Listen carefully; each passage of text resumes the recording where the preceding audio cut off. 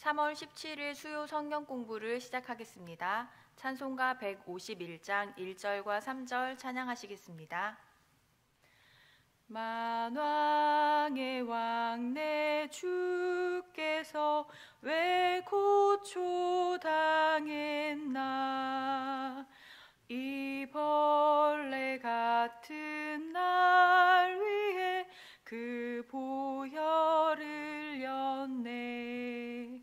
십자가 내가 처음 볼 때에 나의 맘에 큰 고통 사라져. 오늘 믿고서 내 눈 밝았네. 참 내 기쁨 영원하도다. 늘 울어도 그 큰 은혜 다 갚을 수 없네. 나 주님께 몸 바쳐서 주의 일 힘쓰리. 십자가 내가 처음 볼 때 나의 맘에 큰 고통 사라져. 오늘 믿고서 내 눈 밝았네. 참 내 기쁨 영원하도다. 다 함께 기도하시겠습니다. 사랑하는 하나님, 감사합니다. 저희가 각자의 처소에서 하나님께 성경 공부로 모일 수 있도록 은총을 더해 주시니 감사를 드립니다. 저희 나라와 모든 사람들이 힘든 시간을 겪고 있습니다.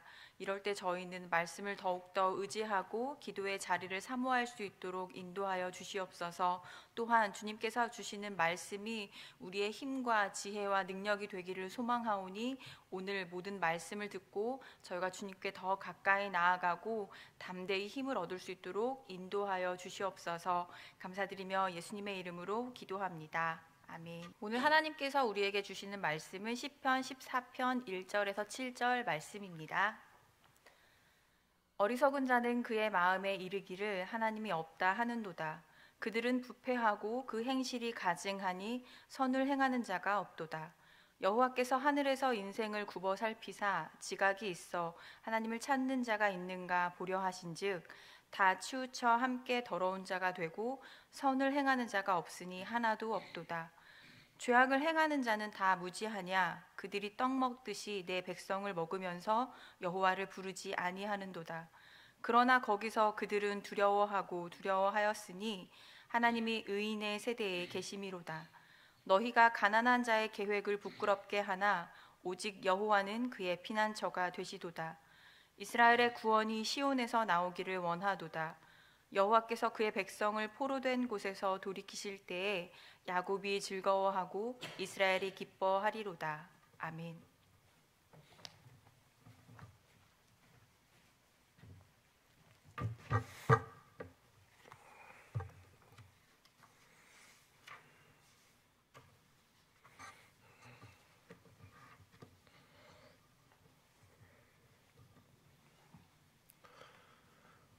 시편 본문의 말씀을 공부하기 전에 시편의 전체적 내용을 설명했습니다.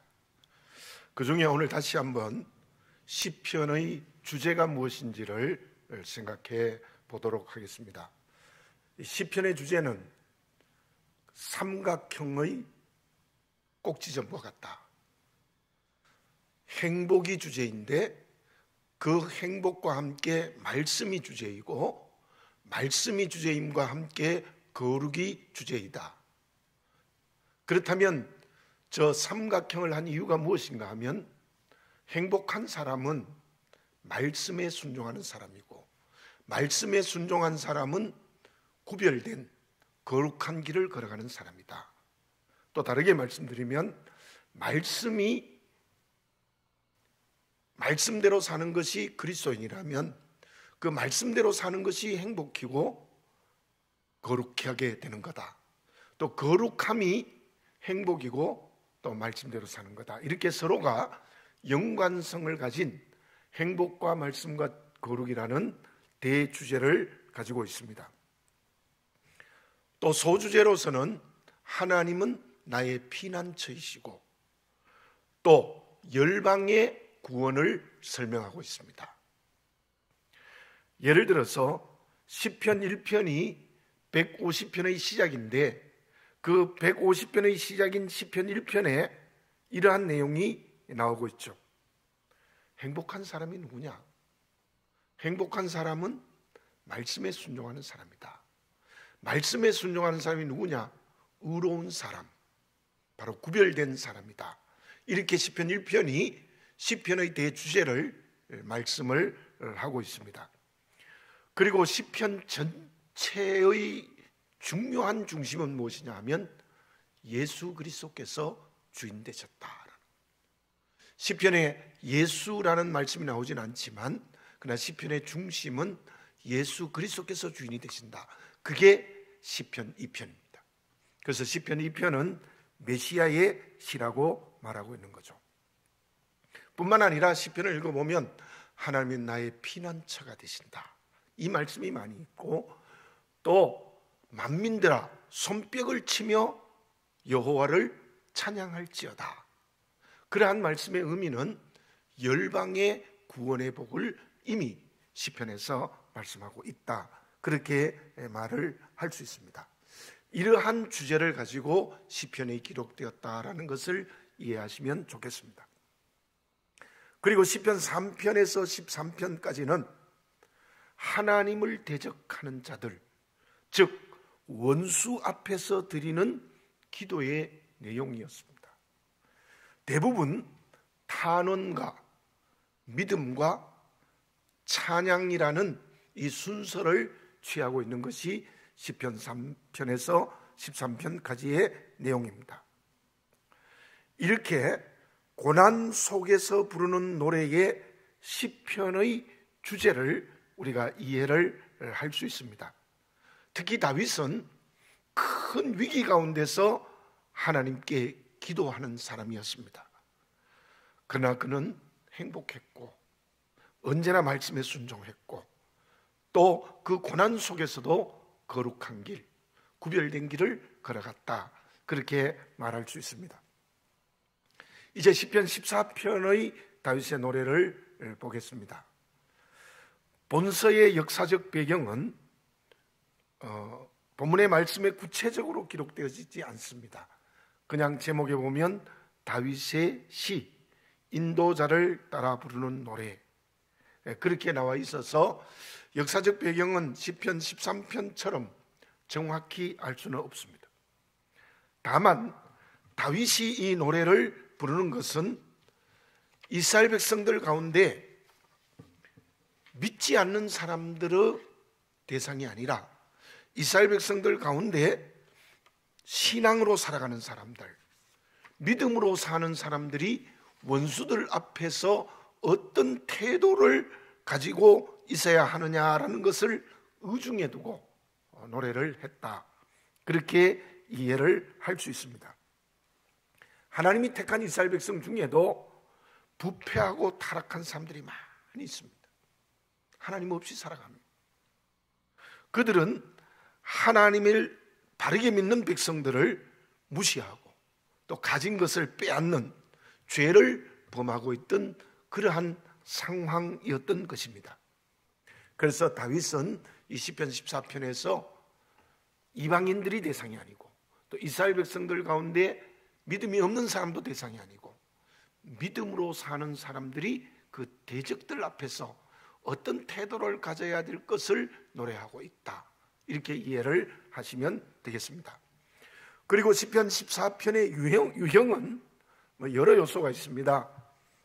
비탄의 요소도 있고 찬양의 요소도 있고 지혜적 요소도 있지만 그러나 본시는 지혜로움과 관련이 있기 때문에 본문의 유형을 지혜시라고 보면 좋겠습니다.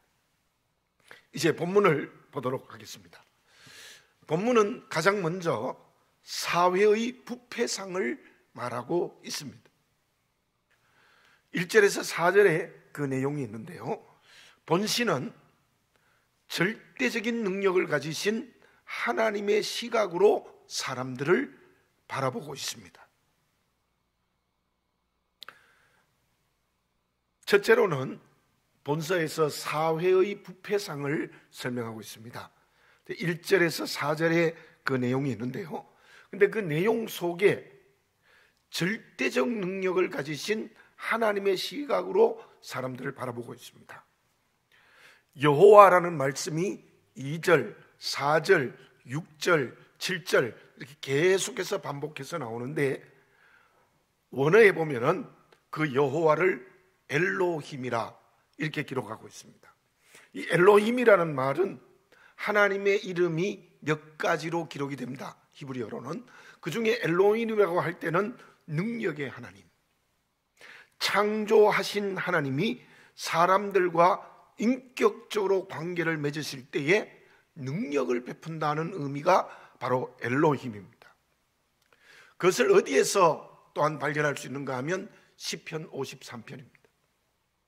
시편 53편은 본 시편과 쌍둥이의 시편이라는 별명이 있어요. 왜냐하면 그 내용이 거의 비슷해요. 제가 시편 53편 1절에서 5절을 읽어보겠습니다. 어리석은 자는 그의 마음에 이르기를 하나님이 없다 하도다. 그들은 부패하며 가증한 악을 행하며 선을 행하는 자가 없도다. 하나님이 하늘에서 인생을 구워 살피사 지각이 있는 자와 하나님을 찾는 자가 있는가 보려 하신즉 각기 물러가 함께 더러운 자가 되고 선을 행하는 자 없으니 한 사람도 없도다. 죄악을 행하는 자들은 무지하냐? 그들이 떡 먹듯이 내 백성을 먹으면서 하나님을 부르지 아니하는도다. 그들이 두려움이 없는 곳에서 크게 두려워하였으니 너를 대항하여 진친 그들의 뼈를 하나님이 흩으심이라. 하나님이 그들을 버리셨으므로 그들에게 수치를 당하게 하였도다. 이 시편 53편이 본문과 내용이 거의 비슷한데요, 저곳에서 역시 여호와를 엘로힘으로 기록합니다. 그냥 똑같죠. 본서나 시편 53편이나 능력의 하나님이 사람의 사람을 바라보는 시각을 설명하고 있다고 그렇게 볼 수 있습니다. 본문의 말씀 2절을 읽어보겠습니다. 여호와께서 하늘에서 인생을 굽어 살피사 지각이 있어 하나님을 찾는 자가 있는가 보려 하신즉, 즉 능력의 하나님이 사람을 바라보시면서 하나님을 찾는 자가 있는가 바라보고 있다, 이렇게 기록이 나와 있는 것을 볼 수 있습니다. 그래서 저와 여러분들이 이 말씀을 읽으면서 생각해야 될 것은, 내가 나를 바라보는 것은 정확하지 않습니다. 우리가 영적인 눈을 열고 능력의 하나님이 나를 어떻게 보고 있는가, 그걸 바라보는 것이 매우 중요하다는 것을 우리는 이 말씀을 통해서 알 수 있습니다. 그리고 1절에서 4절 내용의 말씀은 두 가지로 나눌 수 있습니다. 첫째로는 하나님과의 관계입니다. 제가 1절과 3절을 읽어보겠습니다. 어리석은 자는 그의 마음에 이르기를 하나님이 없다 하는도다. 그들은 부패하고 그 행실이 가증하니 선을 행하는 자가 없도다. 다 치우쳐 함께 더러운 자가 되고 선을 행하는 자가 없으니 하나도 없도다.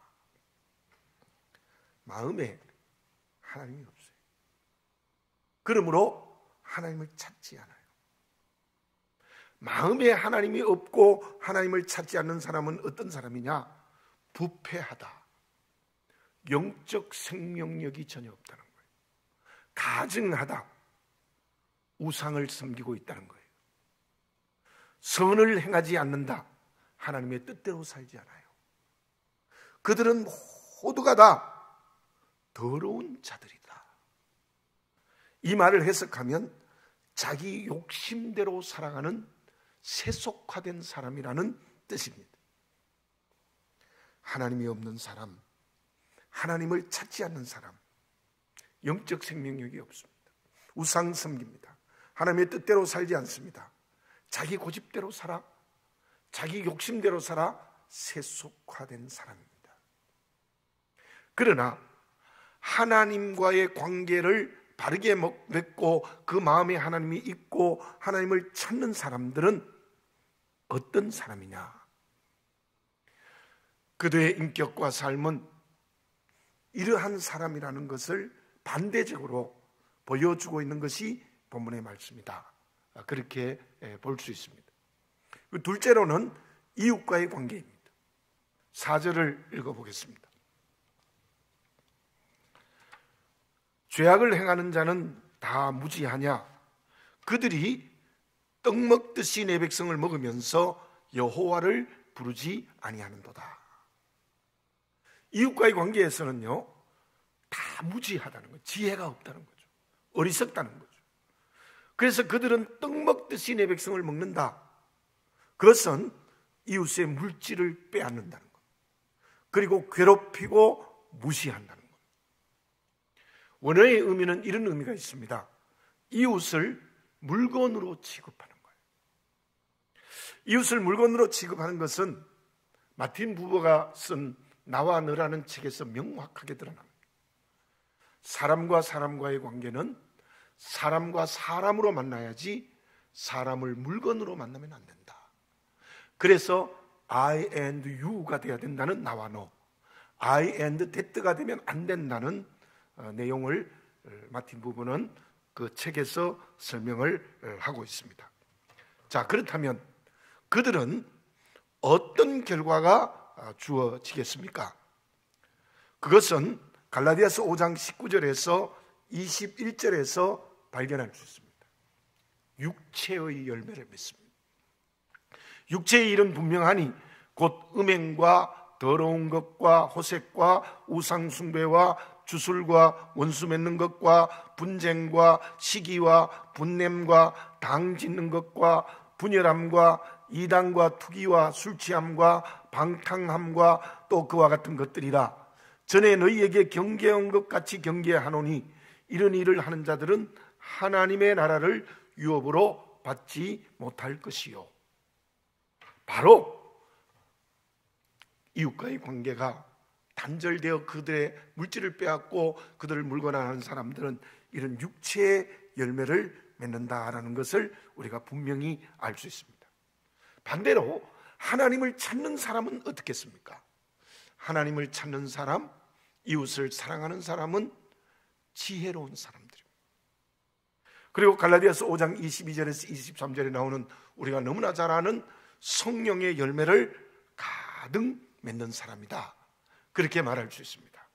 제가 읽어보겠습니다. 오직 성령의 열매는 사랑과 희락과 화평과 오래 참음과 자비와 양성과 충성과 온유와 절제니 이 같은 것을 금지할 법이 없느니라. 아멘.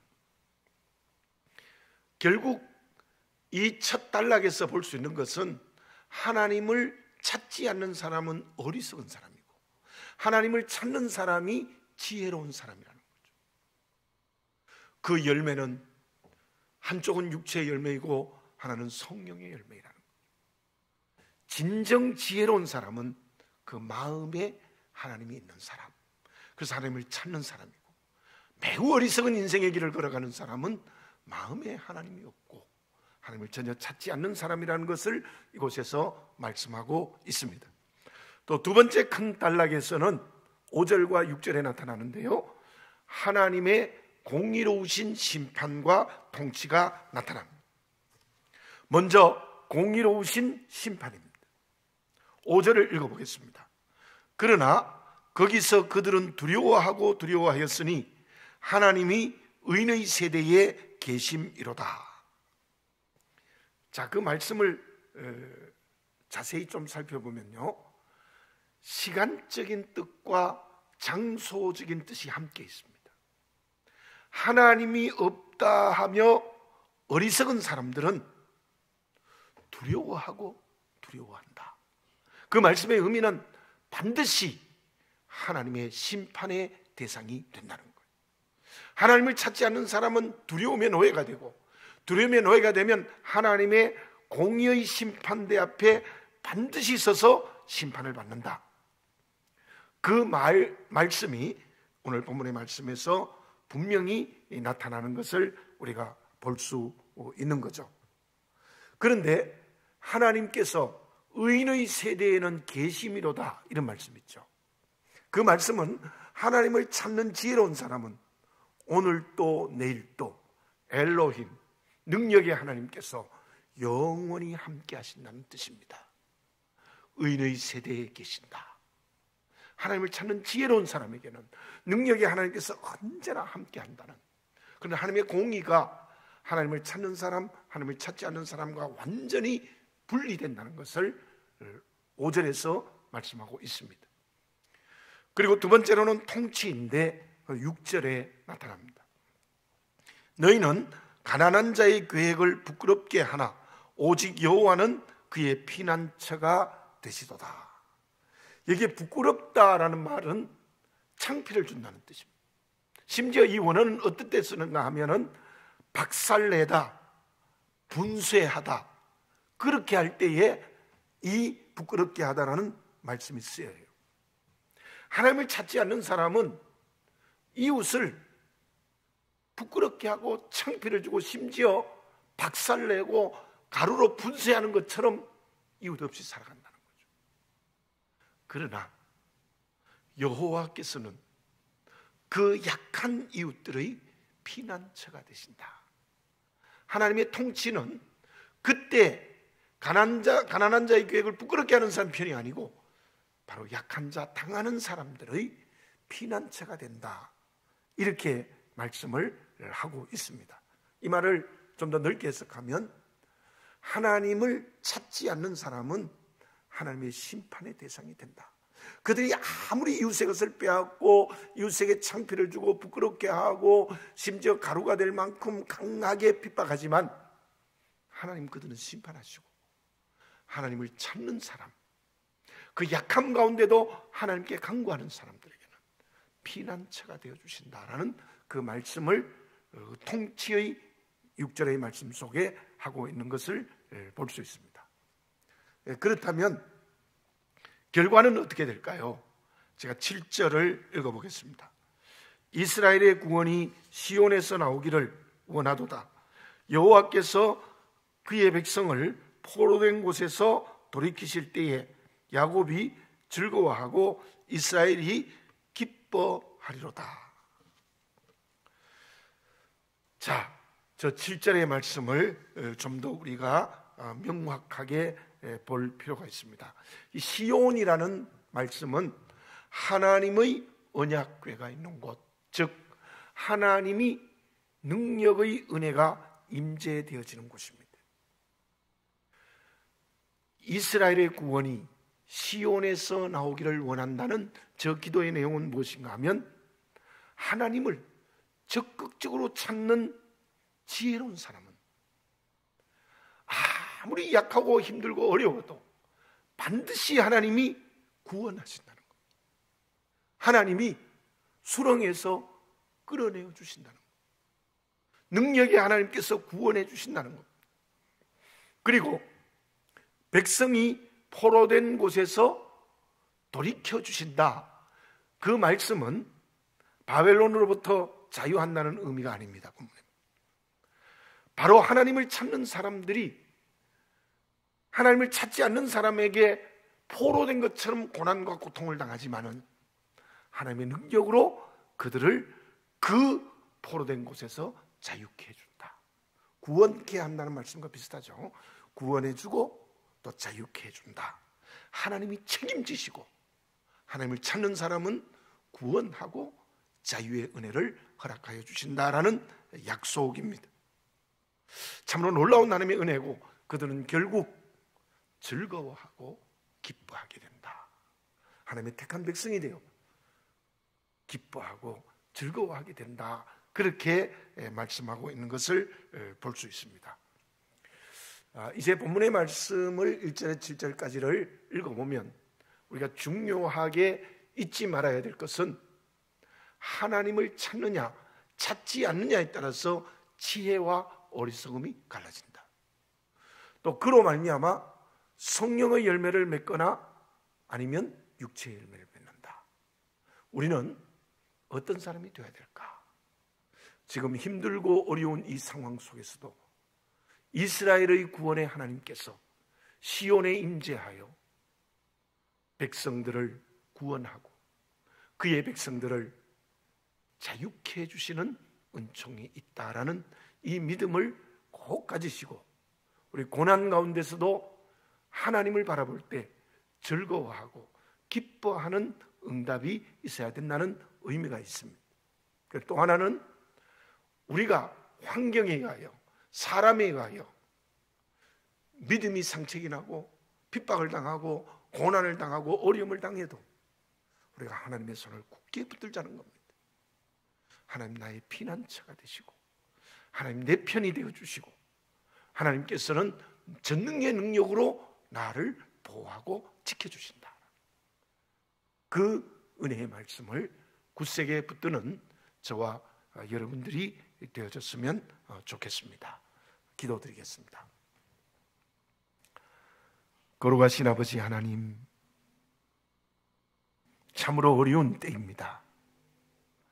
다시 한번 오늘 주시는 말씀을 내 인격으로 받아들이고 삶으로 실천케 해 주시옵소서.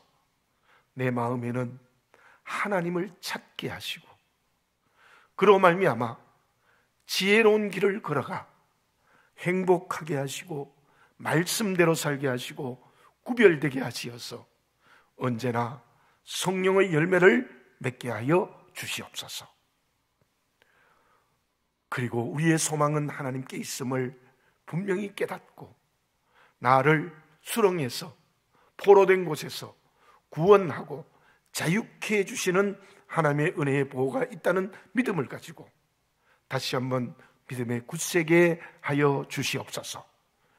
우리 성함교회의 모든 교우들을 성령께서 위로하시고 성령께서 기름 부어주시고 성령께서 축복해 주시옵소서.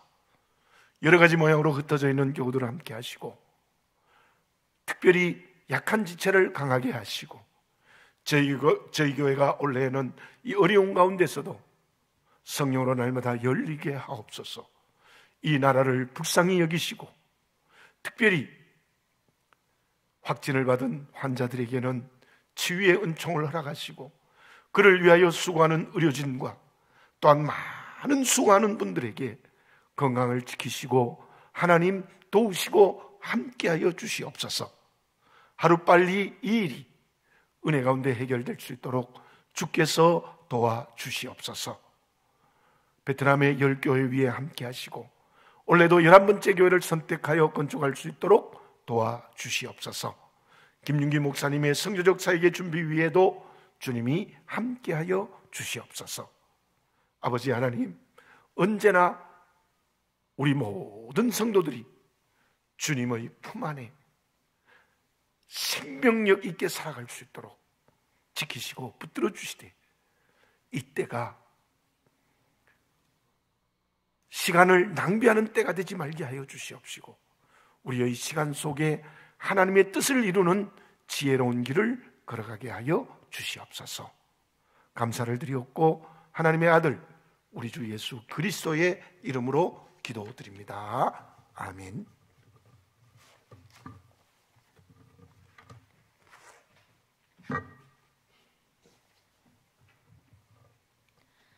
다 함께 찬송가 370장 1절과 4절 찬양하시겠습니다. 370장 1절과 4절입니다. 주 안에 있는 나에게 딴 근심이 있으랴 십자가 밑에 나가 내 짐을 풀었네. 주님을 찬송하면서 할렐루야 할렐루야 내 앞길 멀고 험해도 나 주님만 따라가리. 내 주